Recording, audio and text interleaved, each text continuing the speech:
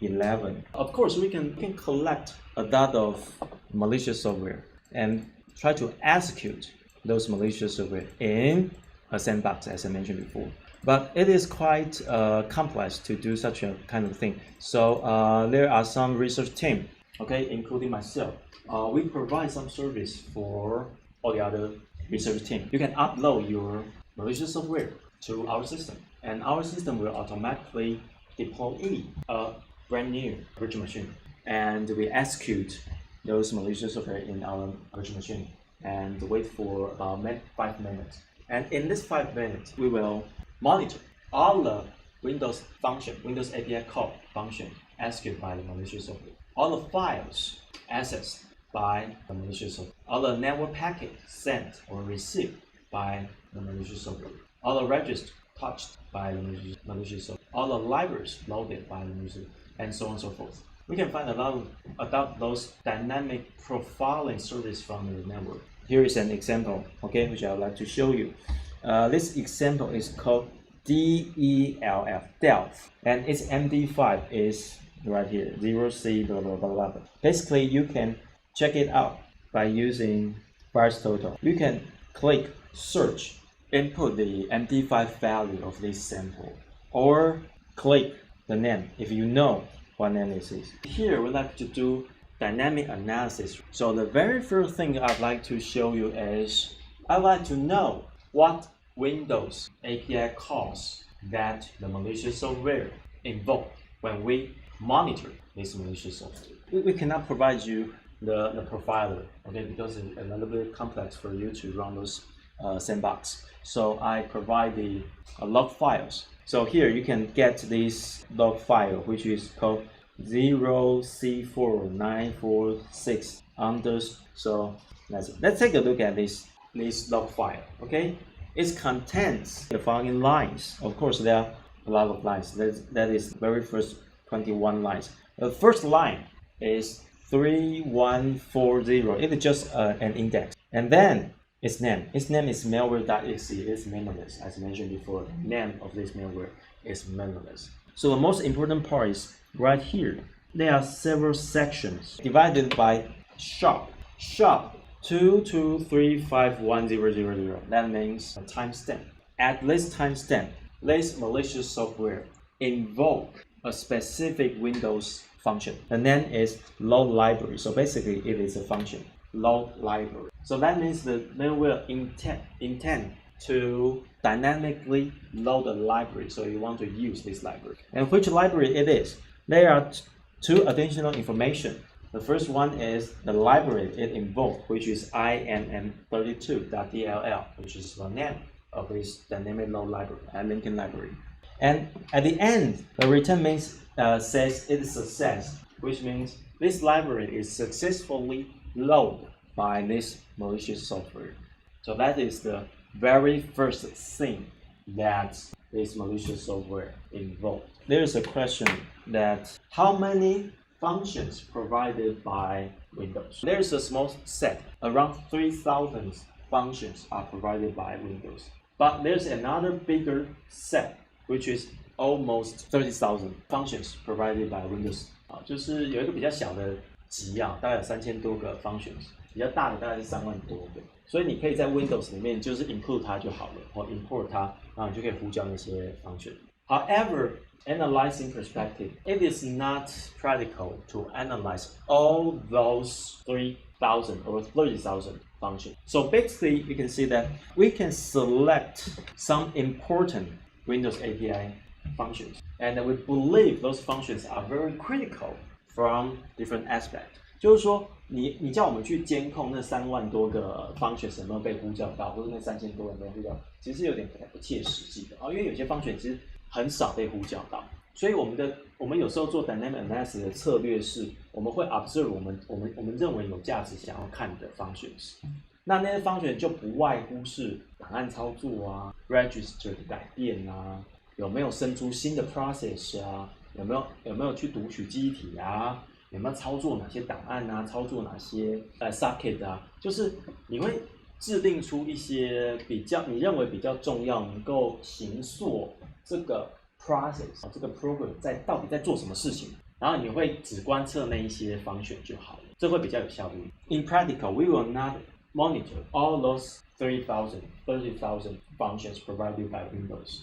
Rather, we will select some important functions like file access, socket programming, like library invocation, like Windows registry access, network, something like that. We only monitor important things that we believe that hackers will do, will invoke. So basically, we will invoke those things. Okay. So basically, libraries is very important, huh? The second thing that the malware do is load another library and another library, and then REG stands for registry. Registry query value. That means the malware would like to access some configuration of Windows. So it requests to, so that is a very long name. The malware would like to know this Windows, okay, this system. What is the critical session timeout of this system? Also, okay, request to know what is the timeout value of some resources, something like that, and so on and so forth. In 5 minutes, with this selected API calls, files, libraries, process, registry, and network, Windows API call to be monitored. In 5 minutes, thousands of API calls will be observed in these 5 categories. So basically, you have to do some research, or you have to make a classifier given 2 API call sequences. You have to classify this API call sequence belongs to malicious software or belongs to benign software. 所以比较常见的这个dynamic analysis 应该这样，就是说，比如说我们现在选定了5大类的东西要观察嘛，哈，网络的、档案的、register 的，然后 library 的，还有就5大类哈。那大概在5分钟之内啊，我们就去观察这个坏人在做什么嘛，哈，大家都会得到上千个这样子的 invocation 啊，我们上面这范例是5个嘛，对不对？5个，你会大家得到上千，所以啊，你就要想，你有没有办法做出一个 machine learning 的 classifier， 给你看2条，大概都上千个或上百个的这样的 API code， 然后你就去判断说它是坏的，什么 malicious software 还是它是好的。哦，这也很困难哈，人看都很困难哦。你给我一个大概1000条的这样子的这个记录档，你叫我从第一个往后看到第1000个。然后看一下里面的 code， 然后还有 code 的顺序，然后它里面使用的参数，还有它 return 的值是成功还是失败。其实人很难看懂。如果你很有经验的话，你可以看懂他想干嘛，你就看那些 API code 的组合。但是我们就是期望说人不要做这种事情嘛，我们想办法交给 AI 做。所以你就叫 AI 去看这一条，比如1000个 codes， 然后配合它的 parameter 跟它的 return value。然后去做一个 classifier 出来classifier 有很多嘛 ，SVM 啊 ，logic regression 都可以做 classifier， 对不对？你希望可以看出来说到底他在做坏事还是做好事。好，这是一个很困难的题目哈。So that is a very difficult problem to be solved given a sequence which contains the time information, the function information, the parameter used by the functions, and the return values, and maybe a sequence of API call. It has maybe 1,000 calls in a sequence, and you have to build a classifier by using, for example, SVM, using logic regression, using trees, decision trees to help us, which means security expert, to classify this sequence belongs to normal program or belongs to malicious program. So that's a very tough problem.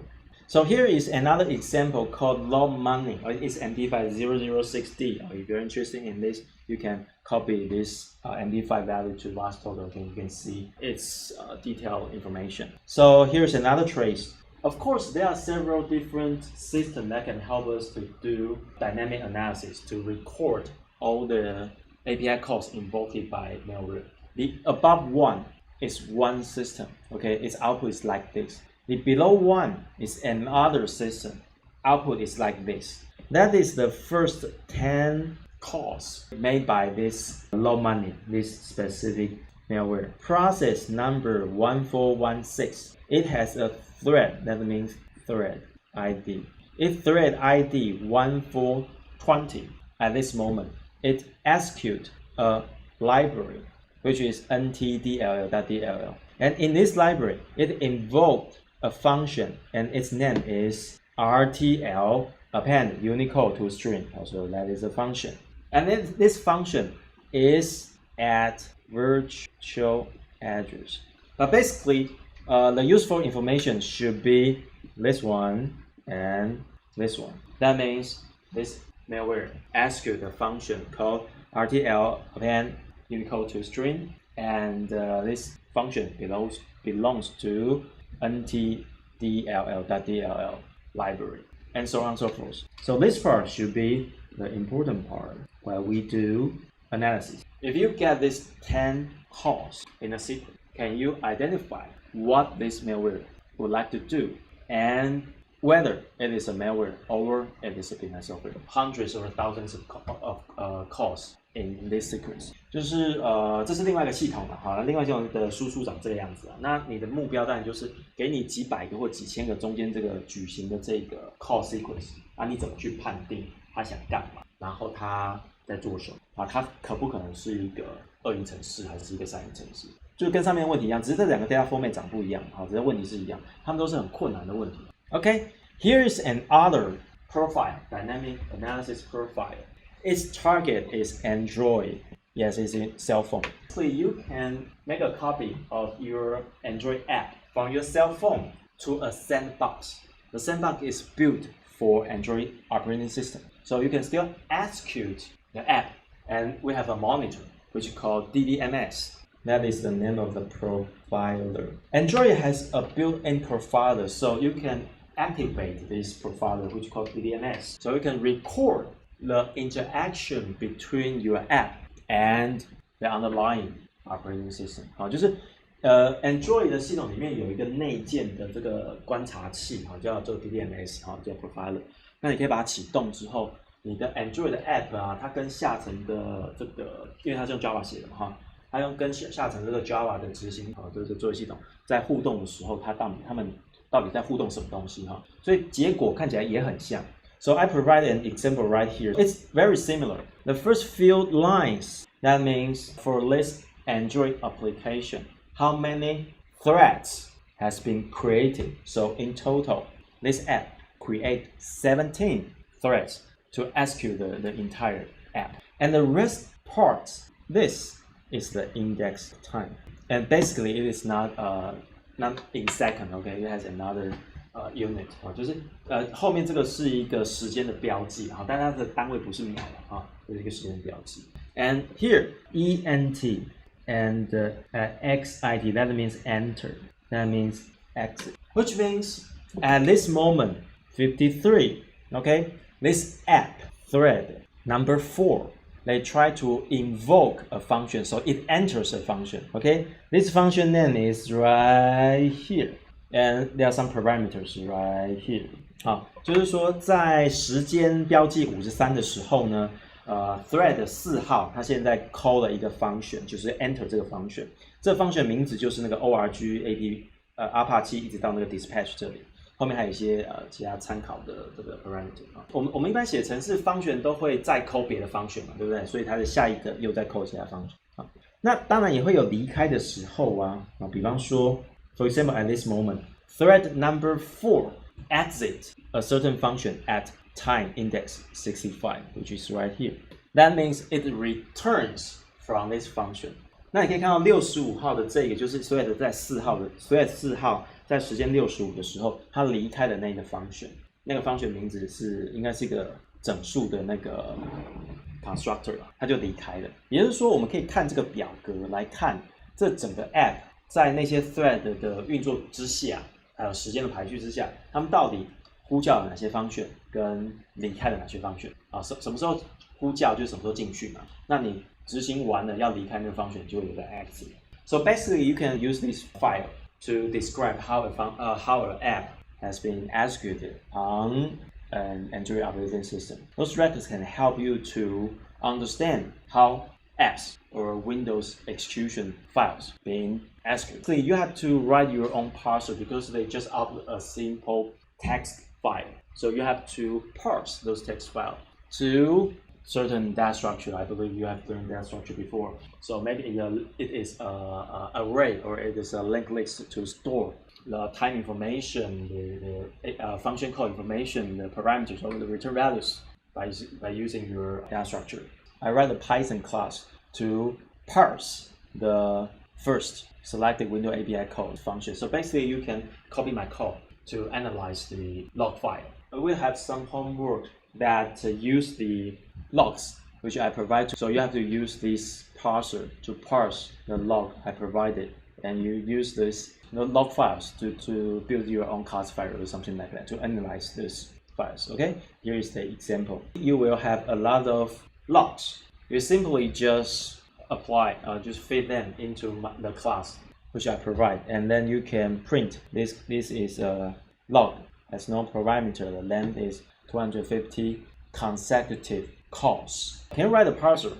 It's an open question we left for you. Okay, maybe you can write a parser for the DDNS file malware variant. As I mentioned before, maybe the hacker it write a certain malicious code. Okay, try to attack you, try to steal your information, try to do something harmful to your system. Okay, maybe. The very first thing is he compiled the code, he tagged the code, and he distributed the code. So the next day, maybe he needs some new functionality. So he rewrite some functions and let compile again, tag again, and distribute the code to the internet again, and so on and so forth. So maybe there are some malware samples they come from the same origin, which is the hacker, but they are slightly different because the code has been modified, or they apply different packers. So the execution of the code is slightly different, and usually we call those samples are variant. 中文就叫做变种，这很简单，就是一个生物的变种。malware family， 就是我们会称之它为是恶意程式的家族，因为它是来自于同源的地方嘛，same origin。那彼此之间可能就是 sibling 啊，或是一些祖父的孩子的关系啊，这关系以后你都可以做出来哈。那么我们现在就要变成就是说，那我们怎么知道我得到这个 sample， 另外一个 sample， 他们是不是同源的？他们是不是同一个 family 的？我们就可以做一个这样的东西。那是不是同一个 family 很简单嘛？我可以做一个 classifier 啊，我用 SVM 做一个 classifier， 是跟否嘛。那我就丢很多这个 malware sample 的记录进去，就问 SVM 说他们是不是同 family 的。So the first application looks like this. I collect a lot of samples. Part of them are from the same family. They are malware variants. And part of them belongs to another malware family. And I have those training data. And of course, I will extract some features from dynamic analysis result and static analysis result. I can create a table to describe each malware samples. And I have their target Y, which is written. Okay, it belongs to family A.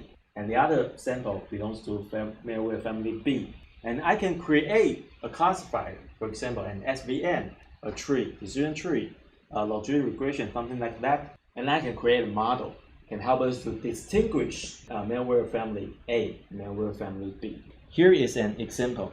So I provide you malware sample, which is called more star. So you can try it at home, okay, using your Colab. Okay, try it at home. It is zip file, okay. So you can unzip this file. Okay, we can see that there are a lot of logs. For each log, it is recorded from one malware sample. For example, this one, the first one, that means this malware sample is collected from 03AZ for blah blah blah. You can simply just copy this MD5 value to VARSTotal, and it shows exactly which sample it is. So we have several different samples. As you can see that some file name, their prefix, 就是它们的前缀 are the same, but their postfix is not the same, which means sometimes when we execute a malware, this malware will spawn another process. 中文再讲一遍。有时候我们在执行一个 malware， 就是我们拿到一个 sample 的时候，然后我们就在一个 sandbox 里面把它点开嘛。那你点开的时候，你会突然发现，它就呼叫了 fork 的这个程式，然后把自己再复制一份出来。标准的用字叫英文用字是 spawn， 就是它再生出一个新的 process。所以这一个可执行档你点开之后会有2个 process 或者3个或者更多，看它怎么写的。我们会针对每一个 process 做记录，所以后面就会有后缀。所以这个意思是说， 03A142的这一个 malware sample 拿到 sandbox 上，然后把它点开来执行之后，它会有2个 process， 然后所以后面的后缀 process 那个时候就给了不同的编号，1264跟1332。它们是2个不同 process， 所以里面的内容就分开记录。So that means when you get a malware sample, for example 03A, and you execute it in the sandbox. However, when you execute it, it forks 2 processes. So we will use 2 different postfix, 1264 and 1334, to record the API calls invoked by 2 different processes. So we have 2 log files. Okay, so among them you can see that there are a lot of malware logs right here. Some of them belongs to same sample, but some others belongs to different samples. I think there are 31 or 32 files in this zip file. The next thing is, how do we present a sequence of API call? Because previously, when we talk about machine learning algorithm, what is the data structure we talk about? A table, right? We know how to convert the table, okay, by using Orange or by using any Python code to apply different machine learning algorithm 就是我们之前学的 algorithm 都是以表格为主嘛，对不对？ However, currently we have sequence. So how do we convert sequence information, sequence data to a table? Because after we have these tables, we can apply different machine learning algorithm, right? So there's one important technique called one-hot encoding. For example, I have a lot of different malware samples and I collect their Windows API invocation sequence. For example, that is family A, okay, family B, family X. So basically, it is still a classification problem, right? But what is exactly X1 means?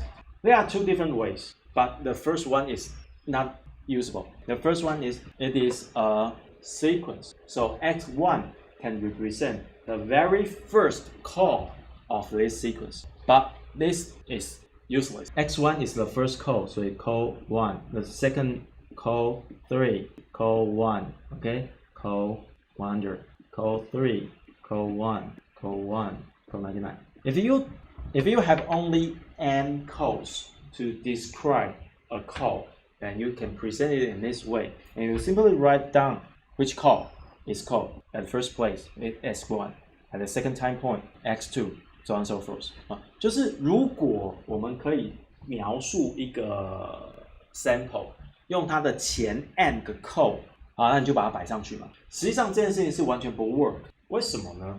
因为我们在执行程式的时候啊，总是会有一些跳跃嘛，有一些 if else 啊 for loop jump 啊，对不对？你说你第一个 code 是 C1， 你第二个 code 是 C3， 然后再来是有 C1， 可是问题是，如果第二个人跟第一个人啊，他是同源的，他是同一个骇客型的，可是呢，这个骇客在产出这个第二个 sample 的时候啊，他就想说，我在前面应该要多记录一个现在的时间好了，所以他在前面写了一个记录时间。好啦，那你的第一个 code， 因为前面要多一个记录时间的这件事情，对不对？所以你的整个 code 是不是就被 shift 一格到后面去了，对不对？原本你是 code 1 2 3 4 5 6 7，然后你现在第二版本的时候，你要记录时间，所以变成说 call 记录时间，然后才1 2 3 4 5 6 7，所以你全部都往后移一格。所以用这种序列的方式，直接写在这个 table 上，资料 table 上是不 make sense 的，因为都会有资料，就是有突然多插入一个 code 啊，或突然少一个 code 啊，前后这种东西。那每一个 code 在不同的 dimension 里面被讨论嘛，x1 到 xn。这个完全不 make sense because those calls, okay, call sequence can add, delete, or replace by different call because hackers might modify the calls. So you cannot directly put the sequence directly on this table. So that is not workable. So basically we don't do this. Rather, we use a technique called one-hot encoding. First, you have to know how many different calls that your monitor can observe. For example, as I mentioned before, Windows has 3,000 or 30,000 calls. And in our system, maybe only 50 calls will be observed. So basically, you write it right here, 1 to 50. I have 50 different Windows API will be captured, will be monitored by my profiler, by my system. So you write 1 to 50. And for the first sample, you simply just collect 5-minute traces, right? And you simply say, okay, the first call, okay, maybe, okay, give me the name, load library. Is this call has been invoked within this 5 minutes? And you say, yes, this call has been invoked in this 5 minutes. Okay, the second one may be, okay, the file open. This call has been called by sample 1 in this 5 minutes, yes or no? Okay, maybe the answer is no, and you write 0 right here. And you can simply just finish all those 50 different calls, types of calls, by using a vector to describe which call has been called, has been invoked by this sample. And that maybe you have a Y, like it belongs to a certain family, and so on and so forth. Maybe you have another sample like this. And then you have a table, right? So you can revisit our